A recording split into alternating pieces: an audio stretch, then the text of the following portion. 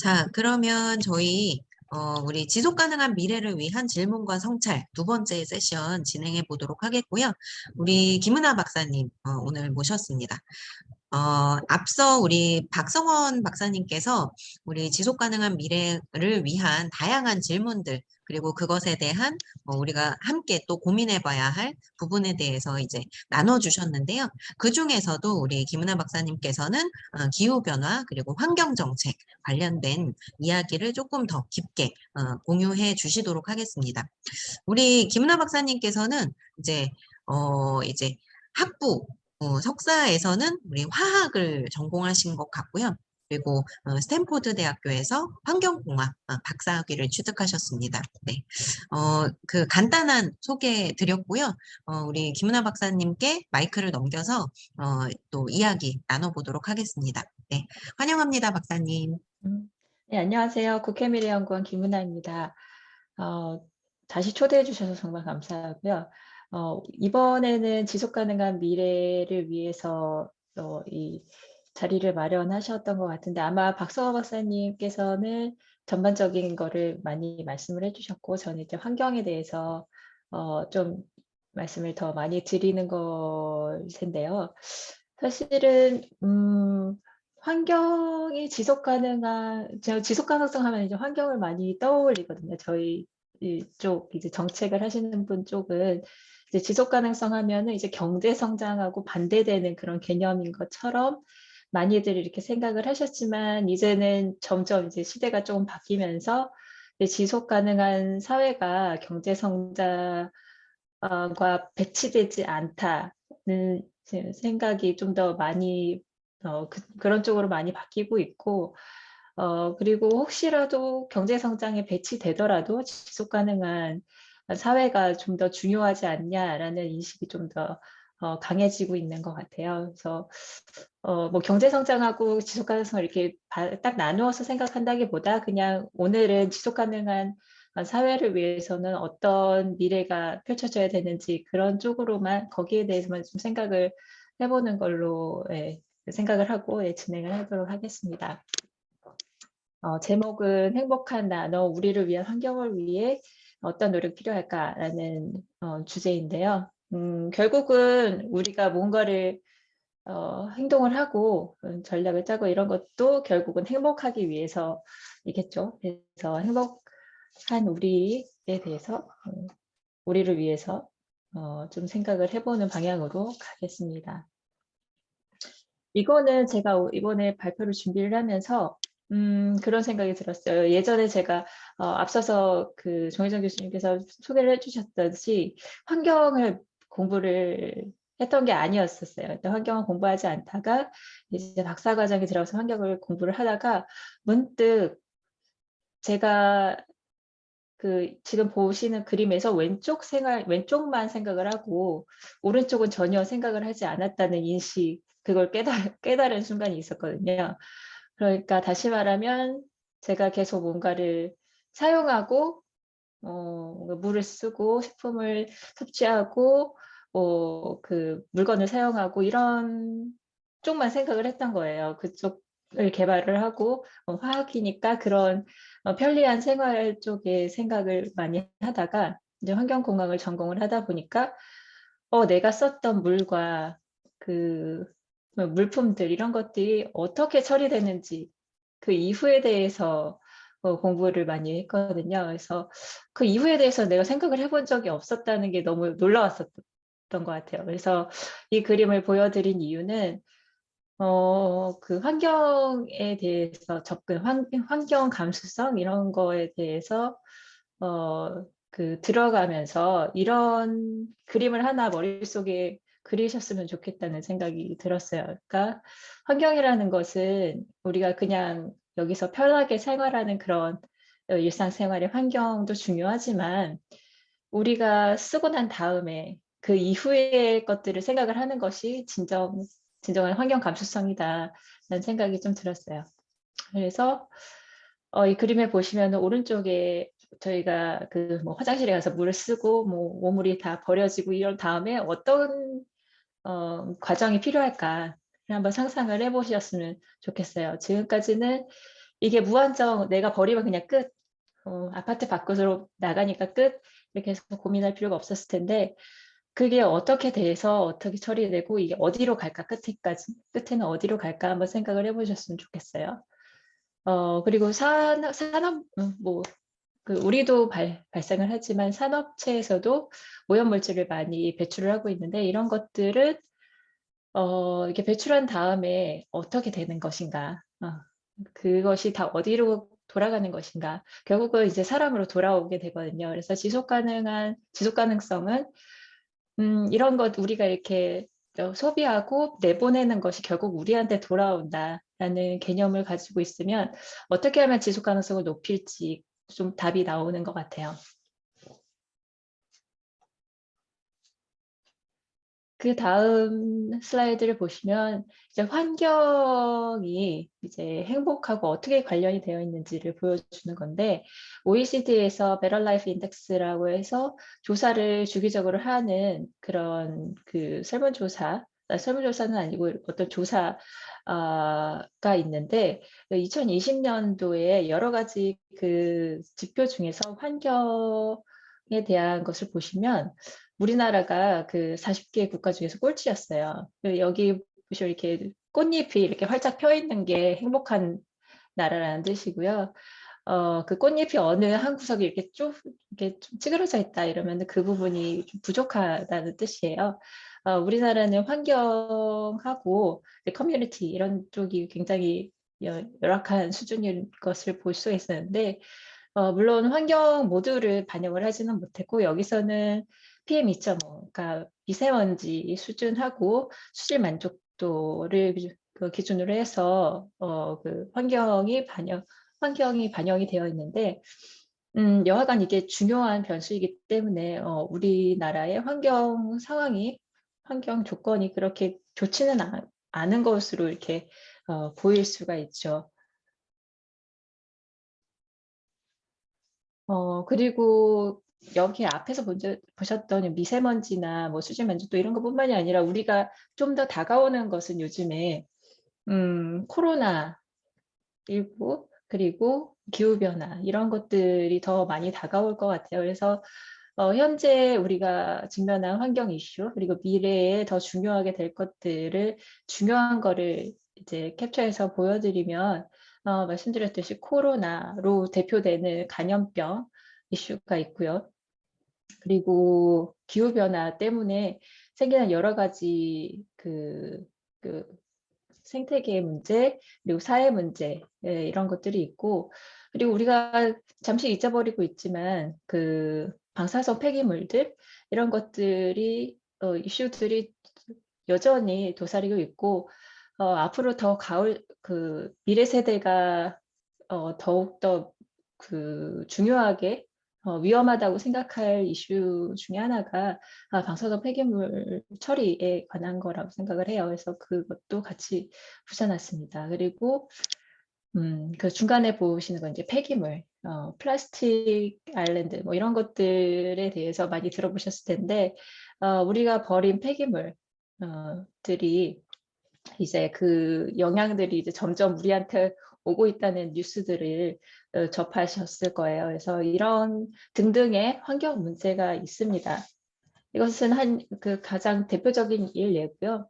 그러면 미래에 대해서 우리가 준비를 할 때는 몇 가지 단계들이 있는데요.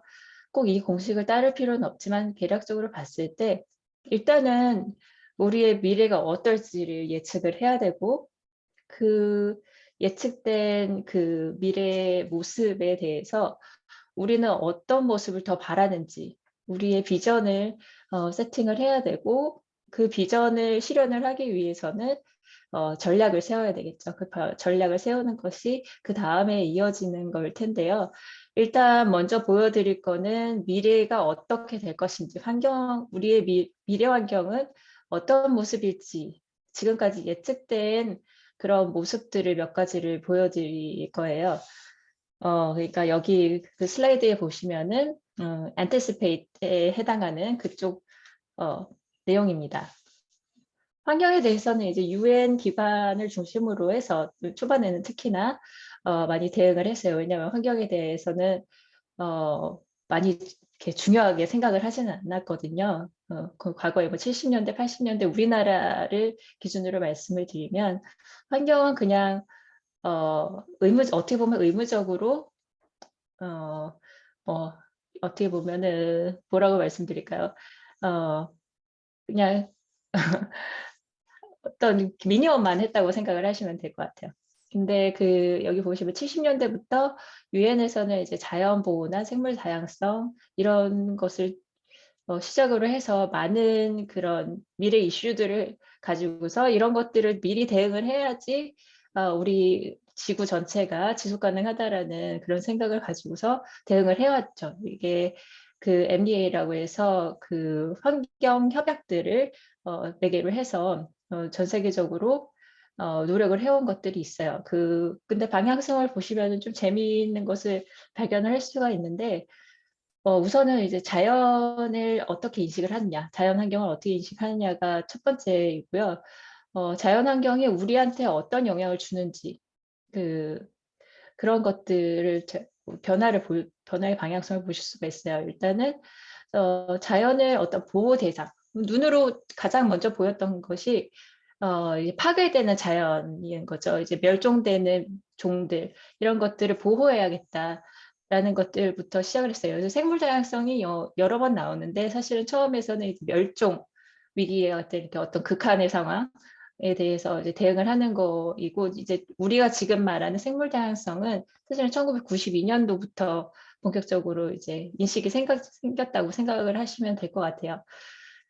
그리고 이제 이렇게 열심히 경제 성장을 해왔더니 대기 오염 물질들이 많이 배출되고 특히 유럽 국가들은 먼저 성장을 했기 때문에 그것 때문에 그 건강 영향들 이 건강이 안 좋아지는 그런 그러니까 현상들을 먼저 겪은 거죠. 그래서 그런 영향으로 환경 오염을 방지하는 국제협약, 환경협약이 시작이 되었고, 이제 점점 이제 환경이 우리한테 영향을 준다는 그런 인식을 가지게 되는 거죠. 그리고 먼저 이렇게 가시적으로 눈으로 보는 어떤 멸종, 이렇게 매크로한 그런 변화가 아니라 어떤 화학 물질들, 환경 오염 물질들이 우리한테 영향을 주는 그런 것을 인식을 하기 시작한 것 같아요. 그래서 그 방향성을 볼 수 있고, 그리고 기후 변화도 초반에는 이제 기후 자체가 변한다. 기후가 변한다. 메가 트렌드다라는 생각을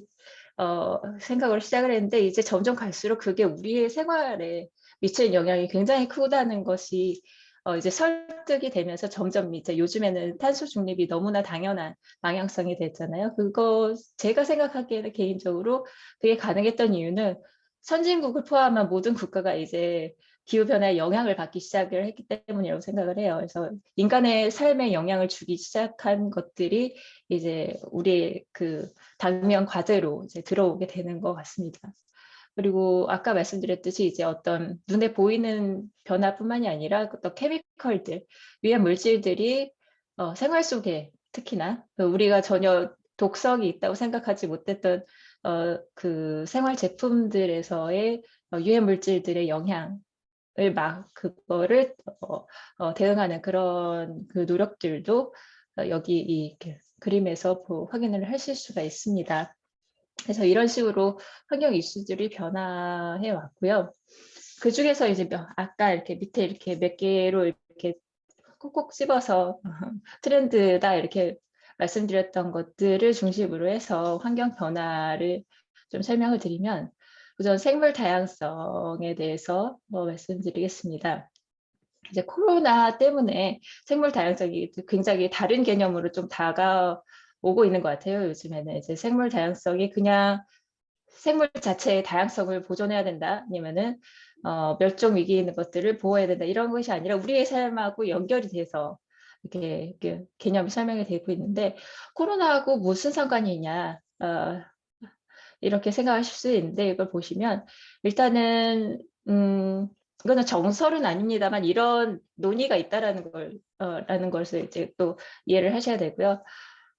코로나하고 생물 다양성과의 관계는 보시면 이렇습니다. 자연환경이 일단 파괴돼서 이제 그 생물들이 살 공간들이 없어지는 거죠. 이제 서식지가 파괴되면서 이제 그들이 살는 공간이 없어지기 때문에 이들이 그러니까 그 정말 단순하게 말하면 이게 사라지는 거예요. 그 공간에서. 그러면 그 사라진 것들이 어디로 가냐? 원래 살았던 그 서식지가 아닌 다른 곳으로 이동을 해야 되겠죠. 이동한 곳이 공교롭게도 인간이 살기 위해서 이렇게 영역을 넓혔으니까 그게 인간하고 접촉이 될 수밖에 없고, 그래서 원래는 전염되지 않았을 것이 이제 사람과 접촉을 해서 인수공통 전염병이 증가하는 방향성이 생기게 된다라는 그런 설명들이 있습니다. 이것을 뭐 증명을 하기 위해서는 많은 연구가 필요하겠지만 이런 것들이 어느 정도는 그래도 연구된 결과들이 있기 때문에 이렇게 좀 설명을 드렸습니다. 이제 코로나뿐만이 아니라 이런 경향성은 사실은 한 번의 사건으로 이렇게 규명이 되지는 않아요. 여러 번의 그런 인수공통 전염병들이 등장을 했었거든요. 근데 코로나처럼 피해가 심한 적이 없었기 때문에 우리 머릿속에 지금 코로나밖에 없을 텐데, 이제 뭐 아프리카 스와인플루 같은 경우에도 저 먼저 있었고요. 이제 이때는 사람한테까지 전염이 되지는 않았지만 가축들한테 영향을 주었던 그런 전염병들이 있었고, 뭐 에볼라 바이러스, 뭐 이거는 이제 이것도 그렇게 막 심하게 이슈가 되지는 않았지만 여러 번, 그러니까 그 당시에는 굉장히 중요하게 불거졌던 점이 있었습니다. 이제 사스 같은 경우에도 굉장히 우리가 막 위협을 느꼈었던 적이 있었죠. 근데 기간이 짧아서 이것도 좀 많이 잊혀졌습니다. 이제 생물 다양성은 이 정도로 이제 또 마감하고, 워낙에 많이 들으셨을 거라서 이 정도로 마무리를 하고요. 이제 환경 오염에 대해서 말씀을 드리면 플라스틱이 이제 대표적인 예로 들 수 있는 건데요. 보신 그래프는 이제 플라스틱 오염이 앞으로 어떻게 될 것인지를 예측한 결과예요. 이건 어떻게 모델링을 통해서 이제 과학적으로 한 결과인데, 그러니까 눈에 보이는 우리 플라스틱 같은 경우에는 이제 지금 현재의 추세로 계속 생산된 경우에는 오염도가 계속 증가하고, 그러나 이제 안타깝게도 아마도 플라스틱 생산량은 더 빠른 속도로 증가할 거다라는 예측에 기반을 했을 때 이제 빨간 선으로 이제 더 가파르게 오염도가 증가할 거라고 예상이 되는 겁니다. 근데 더 어떻게 보면 암울한 거는 이제 미세 플라스틱은 많이 들어보셨을 거예요. 그러니까 플라스틱이 잘게 쪼개져서 우리 인간이 섭취할 수 있는 만큼의 작은 크기로 들어오게 되는 게 이게 미세 플라스틱인데요. 그 미세 플라스틱을 이제 플라스틱 오염도가 아예 그냥 스탑이 되는 경우, 그러니까 2020년도에 스탑이 되는 경우에도 보시면 이게 계속 증가해요, 오염도가.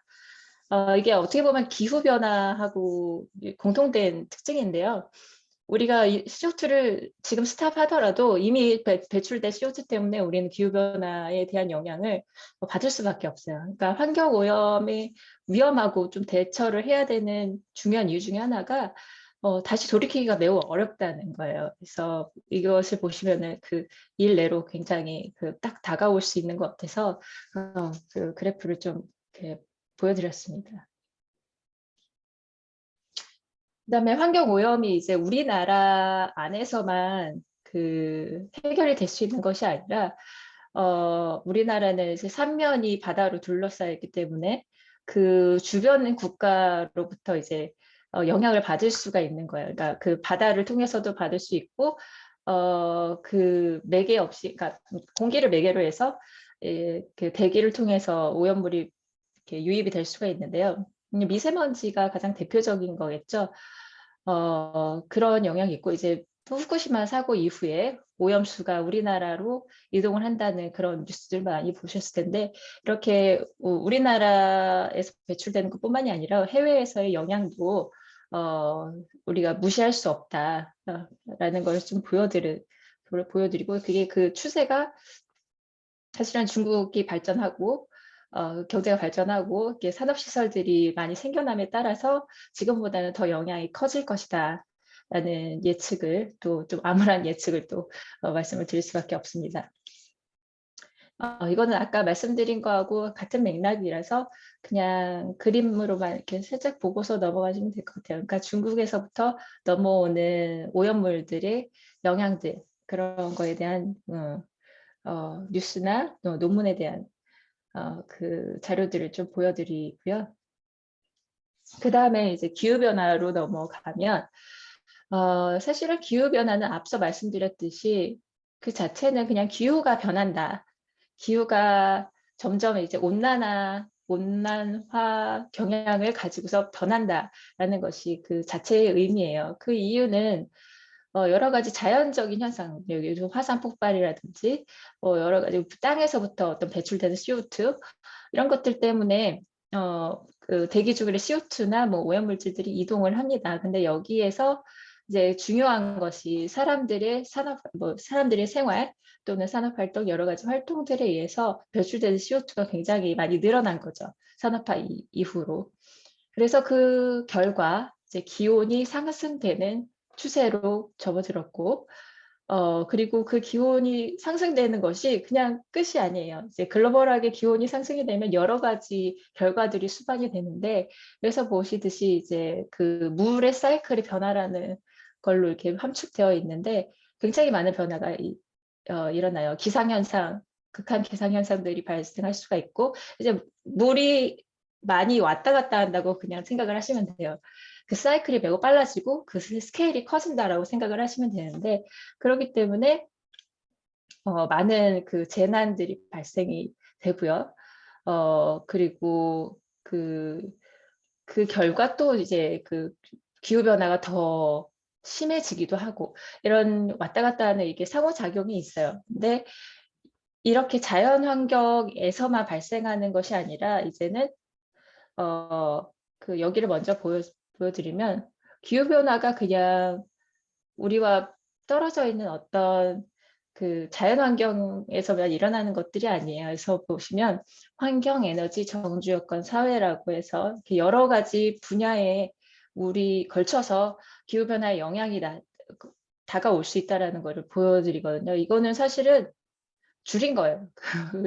기후 변화의 영향에 대해서 주기적으로 이제 리포트가 IPCC에서 발행을 하는데 그것들을 추린 건데 그 보시면 이런 것들까지 우리가 기후 변화로부터 영향을 받는가 싶을 정도로 굉장히 다양한 곳에서 우리가 영향을 받을 수 있습니다. 그리고 이거는 기후 변화의 대표적인 영향인 거죠. 그 아까 말씀드렸듯이 기온이 상승이 되는 거고 기온 상승 자체도 굉장히 심각한 문제예요. 이제 폭염으로 사람이 죽기도 하고요. 그리고 그 밑에 있는 해수면 상승도 굉장히 대표적인 기후 변화 영향인데 이번 세기 2100년까지 1m가 상승할 거라고 예상이 되고 있는데 그렇게 되면은 앞에 그림에서 보시면 베니스 같은 경우는 아예 잠겨버리는 그런 결과가 날 수가 있고 우리나라도 그 예전에 그 연구 결과를 보면 제주도는 특히나 이런 평균적인 그 상승 속도보다 더 빠르게 해수면이 상승하고 있어서 많은 지역이 침수 위험에 있다고 이렇게 발표가 되어 있고 이제 인천에 있는 어떤 저지대의 경우에는 이제 거기 저희가 사는 그런 동네 근처도 이제 좀 많이 침수가 될 가능성이 높다라고 이렇게 결과가 나와 있습니다. 네, 이제 남의 일이 아니고요. 네, 기후 변화는 네, 앞에서 말씀드렸던 그런 어떤 거대한 그런 흐름이 그런 그 자연환경의 변화가 우리의 생활에 어떻게 영향을 주는지에 대해서 말씀을 드렸고 그 마지막은 이제 생활화학 물질의 피해, 이제 케미컬들이 눈에 보이지는 않지만 우리의 건강에 어떤 영향을 주는지에 대해서 말씀을 드리겠습니다. 이것도 많이 잊혀졌을 거예요. 이제 가습기 피해 사건이 있었는데 이 사건을 계기로 해서 우리나라에서 특히 케모포비아라는 말이 나올 정도로 어떤 제품을 그럼 우리가 믿고 쓸 수 있느냐 이런 공포에 시달릴 정도였었죠. 그러니까 그때 당시에 그 가습기 살균제를 모르고서 사용을 해서 많은 사람들이 죽거나 이렇게 지금 폐 질환을 앓고 있어요. 그리고 이 가습기 살균제뿐만이 아니라 어떤 살생물제라고 불리는 어떤 살균제 그런 것들이 이제 우리 생활에서 많이 접할 수 있는 것들이 있는데요. 이제 부엌이나 이제 화장실 이런 데서 많이 우리가 사용하는 그런 제품에 포함되는 물질들이 있었어요. 근데 거기에 대해서 원래는 아무런 지식이 없었다가 이제 이것들이 인간에 미치는 영향이 점점 밝혀지면서 그런 정보들을 미리 시민들한테 공개를 해라. 그래서 그런 정보 공개 의무가 많이 생기고 있고요. 그런 화학 물질을 생산하거나 그걸 다루는 업체에서는 그 건강에 대한 영향이 얼마인지를 미리 제공을 하도록 그렇게 법이 바뀌었습니다. 그래서 이런 것들을 생각을 했을 때 그 화학 물질이 그냥 사용하면 그냥 되게 편하게 사용했던 것들도 사실은 우리의 지속 가능성, 우리 건강에 영향을 주기 때문에 지속 가능성에 영향을 주는 그런 요인 중에 하나로 이렇게 꼽을 수가 있을 것 같아요. 지금까지는 이제 미래가 어떻게 될 것이냐에 대해서 말씀을 드렸어요. 그러니까 환경 변화가 그러니까 우리의 미래는 어떨 것인지 예측이 어떻게 됐는지를 말씀을 드렸고, 이제 그러면 우리는 그 지속 가능성을 높이기 위해서 어떻게 해야 되는지 그 인플루언스에 대해서 말씀을 드리겠습니다. 일단은 전략을 세우기 위해서는 어떤 비전을 가져야 되는데 그 비전은 아까 이 전체 강의의 테마이겠죠. 이제 지속 가능성을 높이는 그런 방향 쪽으로. 그리고 저는 앞서서 말씀드렸듯이 행복한 개인과 사회의 행복을 높이는 방향으로 비전을 설정을 했다면 그 비전을 실현하기 위해서 각자의 역할이 있을 거예요. 근데 역할이 다양하게 있겠죠. 이제 기후변화 같이 이제 글로벌하게 이제 대응을 해야 되는 경우에 세계 시민으로서의 역할이 있을 것이고, 그리고 지역 시민으로서 이렇게 참여할 수 있는 그런 것들도 많이 있을 것이고요. 이제 졸업을 하셔서 뭐 생산자가 되실 수 있고요. 그리고 우리 모두는 소비자죠. 이제 지속 가능한 소비를 하는 것도 굉장히 중요하다고 중요하기 때문에 그 역할도 굉장히 생각을 해보실 부분들이 많이 있을 것 같아요. 그리고 개인으로서의 역할, 인식의 변화, 개인의 인식의 변화로 인해서 행동의 변화 이런 것들을 생각을 해보실 수가 있고요. 이제는 전략에 대해서 말씀을 드릴게요. 이제 액션 플랜을 짜기 전에 어떤 커다란 방향성, 그 전략의 방향성을 세우실 수 있는데 저는 모든 거를 보여드리는 건 아니고 몇 개의 예를 보여드릴 거예요. 이제 첫 번째는 서식지 보존, 두 번째는 이제 기후변화 대응, 세 번째는 이제 오염물질 배출 저감, 피해 저감 이쪽을 말씀을 드리겠는데요.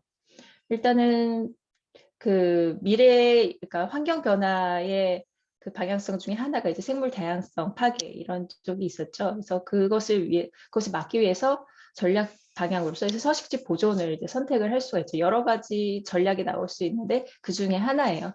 서식지 보존을 선택을 했다면 그것의 세부 전략을 짜기 위해서는 어떤 질문들을 하면 좋을 것 같다라고 판단을 해서 몇 개의 질문을 좀 던져 보았습니다.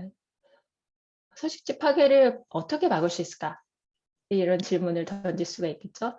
그러면은 어떻게 막기 위해서는 그 전략을 세우기 위해서 무엇을 생각을 해봐야 될까?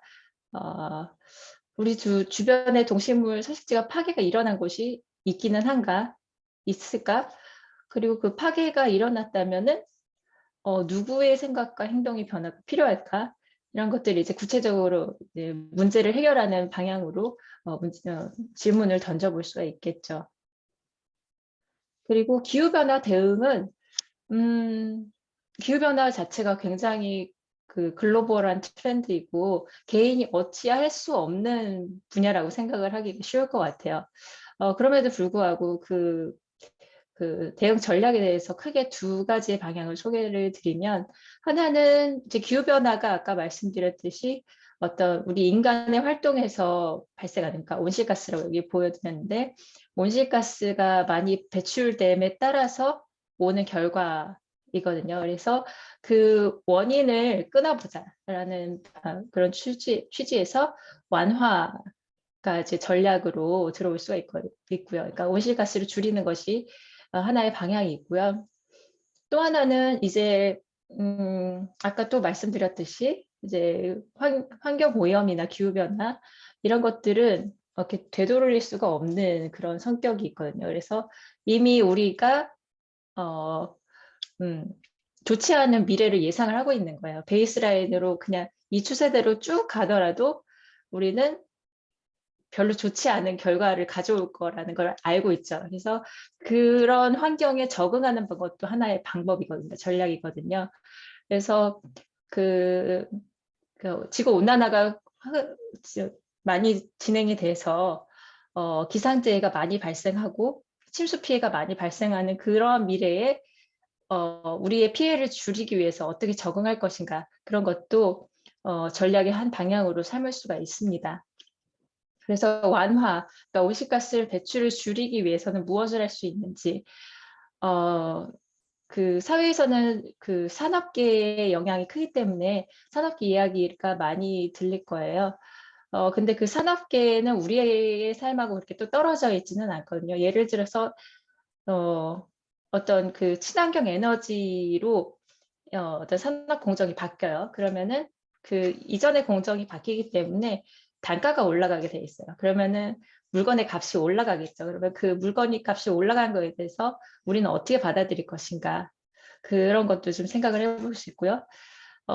재생 에너지로 그 전기 그 발생 그 비중이 높아짐에 따라서 전기 요금도 이제 단기적으로는 향후 몇십 년간은 상승할 텐데, 거기에 대해서 우리가 어떻게 그것을 대응을 할 것인가. 그 대응 방향에 따라서 정책의 방향도 사실은 달라질 수가 있거든요. 사람들이 저항이 많이 높아요. 그러면은 전기요금 상승을 할 수가 없는 거예요. 그러면은 그 어쩔 수 없이 그런 그 재생에너지의 비중을 이렇게 높이는 데 속도가 붙을 수가 없겠죠. 그래서 그런 우리의 자세도 정책 방향에 좀 영향을 줄 수 있다는 것을 좀 생각을 하셨으면 좋겠고요. 그리고 아까 두 번째 그 전략 방향으로 적응을 말씀드렸는데, 우리가 그 좋지 않은 미래지만 받아들여서 그것에 적응하고 회복력을 높이는 방법이 무엇이 있을까? 일단은 어떤 재난이 있을 것인지 그것에 대해서 좀 인지를 하고, 또 그것이 있었을 경우에 어떻게 대처해야 되는지, 이거는 사실 지방자치단체에서 많이 해야 될 문제이기는 하지만 거기에 대해서 그렇게 그러니까 지방자치단체가 대응을 잘 할 수 있도록 또 시민으로서의 그런 어떤 적극적인 참여가 또 도움이 되겠죠. 그 다음에 이제 마지막인데요. 이제 환경 오염과 화학 물질 피해 대응은 사실은 묶여 있어요. 환경 오염 물질 사실은 그 유해한 환경 물질을 만들기 때문에, 그러니까 우리가 노출되게 만드는 요인이기 때문에 같이 묶어놨는데, 그러면은 환경 오염 물질을 배출을 저감하기 위해서는 우리는 무엇을 지금 무슨 전략을 취할 수 있을까? 일단은 내가 산업체를 운영하지 않는다는 가정하에서 시민으로서의 역할인 거죠. 그러니까 내가 살고 있는 이 지역 주변에 어떤 곳에서 오염물질을 배출하고 있고, 그 배출하는 곳이 적게 배출할 수 있도록 우리는 무엇을 할 수 있을까? 그 기업에 대해서 우리가 무엇을 할 수 있을까 고민할 수가 있고요. 그리고 그 제품들을 만들어지는 것뿐만이 아니라 그것이 어떻게 폐기되는지에 대해서도 관심을 가질 수가 있겠죠. 그리고 그 다음에는 피해 저감 문제인데, 앞서서 보여드렸던 그 기후변화 적응하고 좀 유사한 전략 방향일 수가 있겠죠. 죄송합니다. 환경오염 물질이 이미 배출이 됐어요. 그래서 그것들이 저감되는 데는 좀 시간이 걸려요. 그러면 거기에 대해서 그런 환경 안에서 우리는 어떻게 건강을 지킬 수 있을까? 그런 오염물질들이 많이 배출되는 곳, 우리가 노출이 많이 되는 곳이 어디인가를 일단 알아야 되고, 그 노출을 피할 수 있는 적정한 뭐 마스크라든지 어떤 그 노출을 저감을 할 수 있는 그런 그 방법들을 생각을 해볼 수가 있겠죠. 네. 제가 제 머릿속은 워낙에 그 기존의 그 뭐라 해야 되죠? 지식에 예, 너무 많이 노출이 돼 있기 때문에 나올 수 있는 그 솔루션도 굉장히 한정돼 있어요. 근데 그 파릇파릇하신 분들, 그 학생분들은 좀 더 참신한 아이디어를 가질 수 있을 것 같아요. 제가 제 머릿속에 나온 거는 이 정도이고요. 네, 더 많은 좋은 아이디어가 나오기를 좀 기대를 하고 있습니다. 네, 이상 발표를 마치겠습니다. 감사합니다. 네. 자, 자, 어떻게 보면 지금 가장 우리 모두에게 그 관심을 모으고 있는 아젠다가 아닐까 싶어요. 그래서 그 환경 이슈와 관련해서 환경 이슈도 사실 우리가 살펴보면은 기후 위기에 대한 이야기는 굉장히 많은데 다른 부분들은 조금 놓치고 있었던 부분, 뭐 예를 들어서 뭐 생물의 다양성이라든지 뭐 이렇게 기후 변화로 인해서 또 다르게 나타날 수 있는 그 영향 그 결과들 그런 것들에 대해서는 저희가 사실 조금 노출이 덜 되었던 부분들이 있는데 그런 것들 이제 각 아젠다들을 다 총 정리를 해주셔서 저희의 관점이 훨씬 더 확대되는데 이제 좀 도움이 되었던 것 같고요. 그다음에 이제 저희가 또 지금 그 정리해 주신 내용들을 보다 보니까 우리가 사실 기후 위기에 대한 이야기를 듣더라도 이미 이제 나타나고 있는 현상들이잖아요. 그러니까 우리 선에서 뭔가 할 수 있는 게 있을까라는 생각을 하게 되는 부분도 있는 것 같아요. 약간 이제 무기력해진다거나 너무 거대한 문제니까 우리가 스스로 해결한다기보다는 누군가가 해결해 줘야 하지 않을까? 그러면서 괜히 마음속에 약간 뭐 죄책감 같은 것들? 내가 이제 하루에도 사실은 쓰레기를 계속 양산하고 있고, 또 플라스틱도 이게 원하지 않는데 계속 배출하고 있고, 이런 상황들이 계속 반복이 되다 보니까 환경 이슈에 대해서는 우리도 관심이 있고 뭔가를 하고 싶은데 사실 뭘 어떻게 해야 될지도 모르겠고, 개인적 차원에서 뭘 할 수 있을까라는 생각이 들었던 부분들이 있는데 말씀을 들으면서 우리가 뭐 세계 시민으로서 또 지역사회의 한 주민으로서 또 개인으로서 앞으로의 또 소비자와 생산자로서 우리가 해야 할 일이 무엇일까라는 것에 대해서 좀 생각해 볼 수 있는 계기가 된 것 같고요. 그리고 이제 그 마지막에 던져주신 질문들, 그 질문들이 어떻게 보면 우리가 새롭게 좀 고민을 시작해 볼 수 있는 그 좀 중요한 포인트를 잡아주신 게 아닐까라는 생각이 들어요. 그래서 말씀해 주신 것처럼 이제 이미 뭐 솔루션이 나와서 또 전문가분들의 관점에서 새롭게 이제 시도되고 있는 그 해결책들이 있지만 우리는 또 일반 시민의 관점에서 또 새로운 아이디어들을 또 만들어 갈 수 있지 않을까라는 또 기대감이 들기도 합니다. 자, 저희 학생들 다 굉장히 도움이 많이 되었다고 지금 채팅창을 통해서 감사합니다. 어, 뭐, 답변을 주고 있어요. 네, 혹시 마지막으로 우리 박사님 보내드리기 전에 너무 이제 좀 궁금하거나 말씀 좀 더 듣고 싶다 하는 부분이 있으면 자유롭게 남겨주시고요. 네, 저희가 뭐 어느새 뭐 시간이 11시 50분이 되어가지고 네, 충분히 우리가 생각해야 할 메시지는 많이 전달을 해주신 것 같아요. 그래서 혹시 질문 있거나 하면은 질문 하나 정도만 더 받아보고요. 아니면은 이제 요 정도에서 마무리를 해도 괜찮을 것 같기는 합니다. 네. 저는 개인적으로 그 마지막에 던져주셨던 이제 그 화학 물질, 생활 화학 물질들, 아이를 키우다 보니까 훨씬 더 민감해지는 것 같아요. 그래서 네, 음, 그 부분이 사실은 기업이 노력해 주어야 하는 부분이기도 하고요. 또 개인적 차원에서는 이 좀 날카로운 눈으로 계속 모니터링을 해야겠다. 뭐 그런 생각이 네. 들기도 합니다. 네, 저희 질문 하나 들어왔는데요. 우리 이혜령 학생의 질문 네, 하나만 던져 드려도 될까요? 네. 네네. 자, 미세 플라스틱 오염의 대부분이 굴 양식장에서 사용되는 스틸폼에서 나오는 것으로 알고 있대요.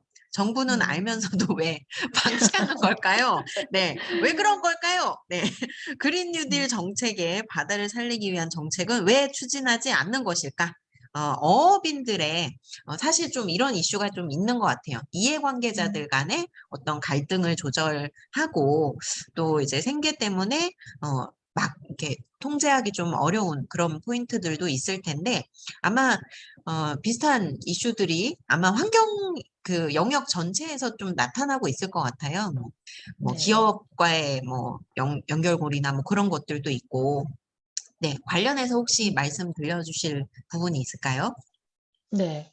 지금 환경이 워낙에 다양한 이해관계자들이 얽혀 있기 때문에 어, 어떤 부분은 몰라서 이게 해결이 안 되는 부분도 있지만 알면서도 해결이 안 되는 부분들이 있기는 있어요. 느리게 해결이 되거나 이제 설득을 해야 되는 문제가 있고 이제 그런 것들을 이렇게 오염을 그 유발을 하는 그 주체가 변해야 되거든요. 결국은 그 변하기 위해서 이제 규제가 도입이 되고 근데 규제를 도입하는 것조차도 사실은 이제 설득이나 이런 여건이 반영이 되어야 되거든요. 그러니까 그럴 바뀔 수 있는 여건이 됐는지를 또 생각을 하고 바꿔야 되거든요. 그래서 여러 가지들이 고려가 돼야 돼요. 그래서 날카롭게 지적을 해주셨는데 알면서 왜 안 바뀌냐 그런 문제들이 있긴 합니다.